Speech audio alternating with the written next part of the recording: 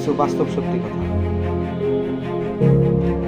আপনি পৃথিবীতে পোশাক ছাড়াই এসেছিলেন, পোশাক ছাড়াই যাবেন।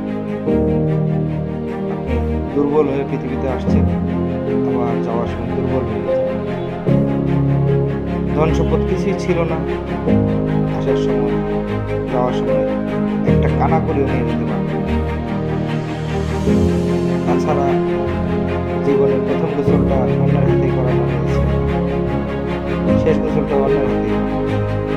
এটাই হলো চরম বাস্তবতা।